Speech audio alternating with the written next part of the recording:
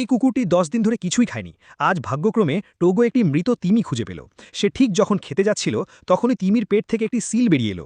নিজের এলাকা মনে করে সিলটি রেগে গিয়ে টোগোকে তাড়া করতে লাগলো। ভয়ে টোগো প্রায় অজ্ঞান হয়ে যাওয়ার মতো অবস্থায় পৌঁছে গেল। অ্যান্টার্কটিকায় এমন প্রাণী প্রথমবার দেখে তার মনে হলো যেন কোনো এলিয়েন দেখছে।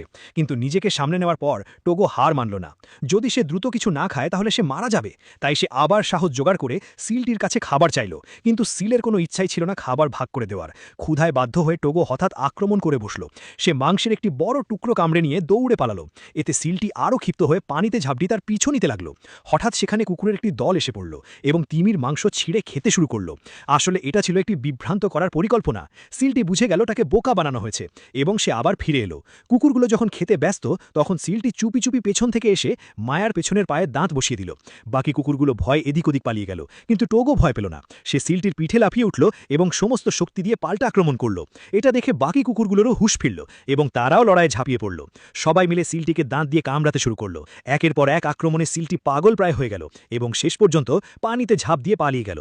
এই বিশৃঙ্খলার মধ্যে কুকুরগুলোর জয় হলো, কিন্তু নেতা মায়া কষ্টে দাঁড়িয়েছিল। তার পেছনের পা ভীষণভাবে আহত হয়েছিল।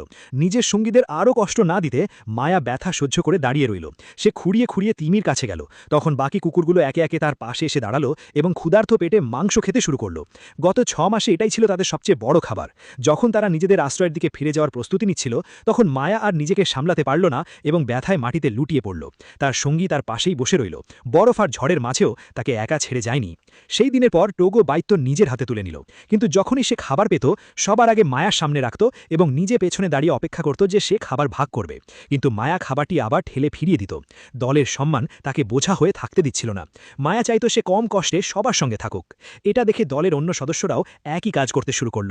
টোগোর এই আচরণের অর্থ সবাই বুঝে গিয়েছিল। তবুও যখনই আবার খাবার মায়ার সামনে রাখা হতো সবাই চাইতো সে যেন তাদের সঙ্গে বেঁচে থাকে। এখন বলো, তুমি যদি টোগোর জায়গায় থাকতে তাহলে কি তুমিও নিজের খাবার সবার আগে মায়াকে দিতে?